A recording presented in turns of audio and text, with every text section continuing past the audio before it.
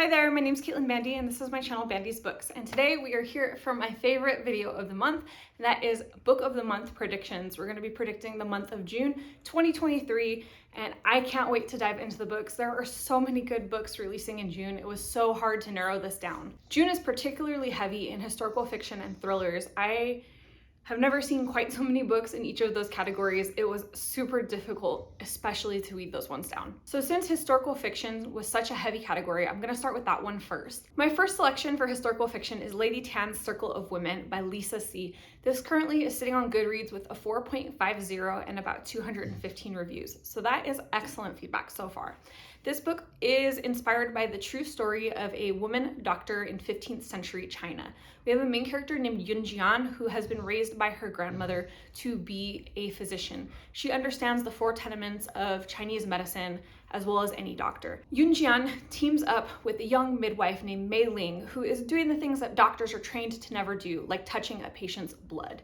But when Yun Jian is sent into an arranged marriage, her mother-in-law forbids her from practicing medicine or interacting with Mei Ling. In fact, she wants Yun Jian to be a traditional housewife by embroidering slippers for bound feet and bearing the family's sons. Yun Jian is determined to find a way around all of these rules, but with such tight regulation, how can she still continue to practice medicine? I love the concept of this book. I love hearing about women that are ahead of their times, that are challenging societal oppression, and I think that this is going to be an excellent book. I've read a couple of Lisa C's books before, and one of the things that I really love about her writing is that she is so immaculate in her research of different topics. I expect that this book is going to be really, really good.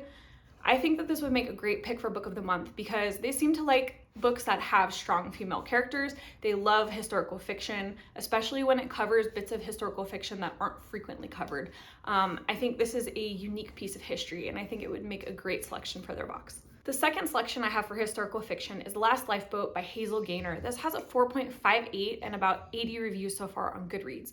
Another excellent ranking. This book is inspired by the impressive true story of a teacher who evacuates a bunch of children to safety via a lifeboat after a Nazi U-boat torpedoes USS Carlisle. This is a story of survival, a story of protection, and again, this is a story of women doing things that are unexpected of them at the time. I think this would be a great selection for Book of the Month because they love to feature books about World War II history. It's about a little portion of World War II history that I think is a little bit less known, and it's about a woman being tough and strong and dealing with adversity. Then we have The First Ladies by Marie Benedict and Victoria Christopher Murray. This currently has a 4.32 rating and about 50 reviews so far.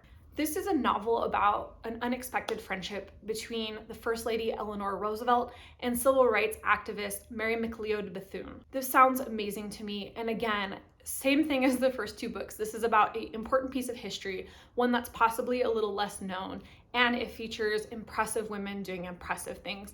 I don't know how Book of the Month is going to pick. I honestly could take all three of these books so far. After that, I have The Spectacular by Fiona Davis. This currently has a 4.39 with 164 reviews on Goodreads, so good feedback so far. This is set in 1956 in New York City. We have a 19-year-old Marian who has just been accepted to perform with the Rockettes. This is a big, prestigious thing, and she has worked her ass off to get this position. One night while she's performing, a bomb explodes in the theater, and Marian finds herself thrust deep into the investigation of the Big Apple bomber, as he's called. I think this would be a good pick for Book of the Month because while it is historical fiction, it's also sort of a crime thriller, and I like that combination of elements. Fiona Davis has also been featured successfully by Book of the Month in the past, and I think that this one would probably be no different. And my final historical fiction selection is The Antiquity Affair by Lee Kelly and Jennifer Marie Thorne. This currently has a 4.13 and about 54 ratings on Goodreads so far. I think this is perhaps a little bit of a more obscure pick, but the reason I picked this is because it's described as a woman-centered nod to Indiana Jones, and I am so here for that. It follows the daughters of an esteemed Egyptologist as they search for an ancient artifact called the Serpent's Crown. I have an ARC of this. I have only read a little bit of it so far, but I'm really enjoying it, and I think that this could be a very fun selection. In some ways, it kind of reminds me of The Anomaly, which was a sci-fi horror thriller sort of a book that Book of the Month featured in the past. I really love this because it's woman-centered, it's a nod to pop culture, it covers some historical facts about Egypt and artifacts and things like that. It's a great blend of things, and I think this would be a smart choice for book of the month. So next up is the thriller category. There are so many big name releases happening in June in terms of thrillers. Ruth Ware, Andrea Bartz, and Riley Sager are all dropping new books in June, but I'm gonna make a bold choice and not include any of those 3 authors in my picks. Instead, we're going to talk about The Whispers by Ashley Audrain first. This currently sits at a 4.06 with 262 ratings on Goodreads. This book starts when there is a neighborhood party and the hostess explodes in rage at her son in front of everyone, and later that night, her son mysteriously falls out of his bedroom window. He is hospitalized, and his mother, who's just publicly exploded at him, can do nothing but sit by his bed, refusing to speak to anyone. The reason that I picked this is because Ashley Audrain was already selected once by Book of the Month for her book The Push, which did really, really well. I think that she is a really talented thriller writer, and I expect that this is going to be another one of those creepy parent-child dynamics. I'm really looking forward to it. Then we have Where Echoes Die by Courtney Gould. This has a 3.89 with about 213 ratings on Goodreads so far. This follows a character named Beck who's been adrift since the death of her mother. When a note mysteriously arrives in her handmother's writing, it leads her to a town in Arizona called Back Rebel, where nothing is as it seems. This sounds so interesting. It's kind of suspenseful, creepy. I think it's got that thriller horror vibe going on. I think this might be selected because in some ways it reminds me of previous picks by Book of the Month, in particular The Wilder Women by Ruth M. Lang. I love that we have a thriller based on a girl finding out what happened to her mom. I love the creepy vibes, the thriller vibes, and I also think that the aesthetic of this book would make for a stunning special cover for Book of the Month. Then we have the book that I'm possibly the most excited about, and that's All the Sinners Bleed by S.A. Cosby. That currently has a 4.38 and about 228 reviews on Goodreads so far. This follows a character named Titus Crown, who is the first Black sheriff in Cherokee County, a former FBI agent and a security expert.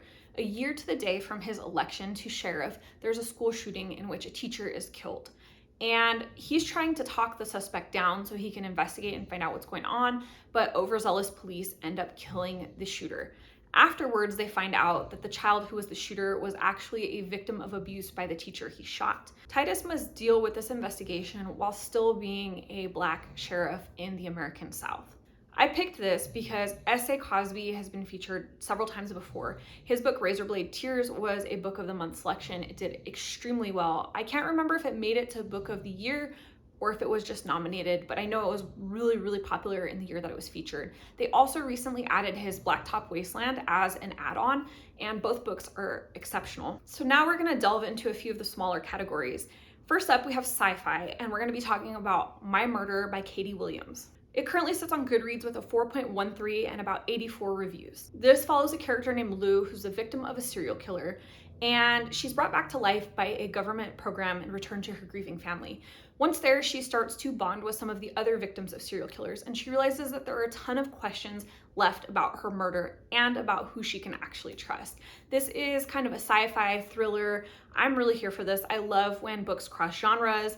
I think that this could be a really interesting pick for Book of the Month. They haven't featured a ton of sci-fi lately. This is got that thriller suspense element that they really like, and in some ways, this kind of reminds me of some of Blake Crouch's books, which they've featured in the past. So now onto the romance category. As y'all know, I'm not very good at picking out romance books.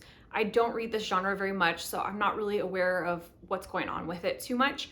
I picked 2 books that I think are pretty popular going into June. That said, I did notice that a few of the books that I've selected in the romance genres over the past couple months, while not selected for the individual month I was predicting, did in fact get added as add-ons later on. So that's pretty exciting, and I'm gonna give myself kind of a half a tally for that. My first pick is Love Theoretically by Ali Hazelwood. This currently has a 4.23 on Goodreads and a massive amount of reviews. This features a character named Elsie who is an adjunct professor barely making ends meet. To make sure her bills are paid, she works as a fake girlfriend. And things are going well until she finds out that Jack, the older brother of her favorite client, is also the cold-hearted experimental physicist who ruined her mentor's career. I think Book of the Month will pick this because Ali Hazelwood is wildly popular. Every time they feature her books, it does really, really well. She's been nominated for Book of the Year, and I think she might have won as well. And I think that element of women in science distinguishes her from some of the other romances that are out there and available.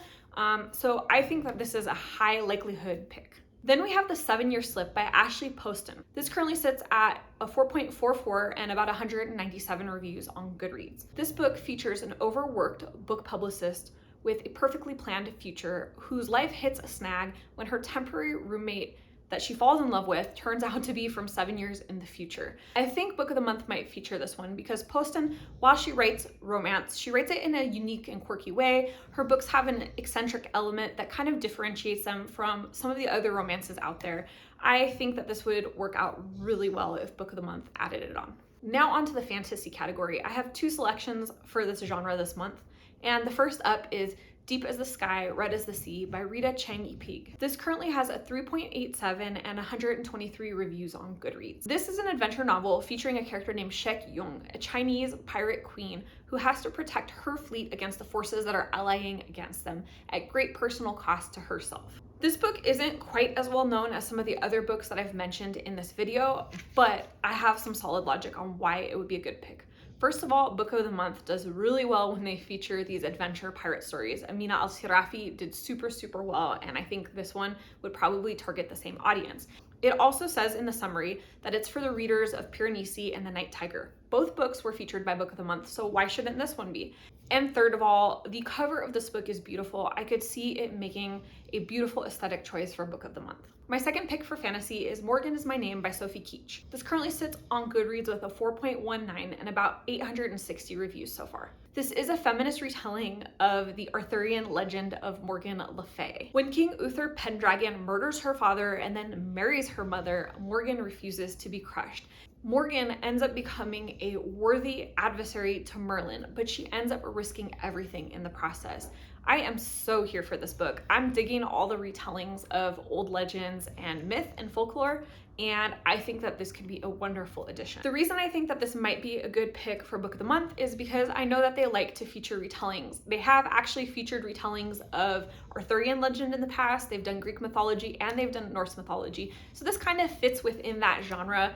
And I think there's a lot of hype for feminist retellings of female characters who were maligned in the original stories. Next up is literary and or contemporary fiction. Our first selection is going to be August Blue by Deborah Levy. This currently sits on Goodreads with a 3.87 and about 179 reviews. This book follows a character named Elsa, who is a violin virtuoso and a former childhood prodigy who abruptly walks off stage in the middle of a performance in Vienna. She sets off on travels around Europe, and she's shadowed by a mysterious woman who seems to be her double. I think that this could be a good pick for Book of the Month because it's going to be kind of speculative literary fiction. Deborah Levy was nominated for a Booker Prize, and I think that this might be kind of a quirky, unique pick to break up some of the mainstream stuff that they've been picking lately. I don't know if they'll actually pick this, but I think it would be a fun one. After that, we have The Rachel Incident by Caroline O'Donoghue. This currently sits on Goodreads with a 4.23 and about 441 reviews. This book is getting some good buzz so far. 21-year-old Rachel is platonically infatuated with her roommate James, and not so platonically infatuated with her professor, Dr. Byrne. Rachel and James' lives become deeply entwined with Dr. Byrne and his wife Teeny's lives, and a shocking secret threatens everything they hold dear. I think this would be a good pick for Book of the Month because it has kind of some thriller elements while still being contemporary fiction. It's got a pretty good amount of hype going into it, and this kind of just has a similar vibe to some of the things that Book of the Month has picked up in the past. I could see this one being one of their main picks. And my final pick for Book of the Month this month is You Were Always Mine by Christine Pride and Joe Piazza. This currently sits at a 3.81 with 62 ratings on Goodreads so far. This book follows a Black woman named Cinnamon who finds an abandoned white baby on a playground and takes that child home.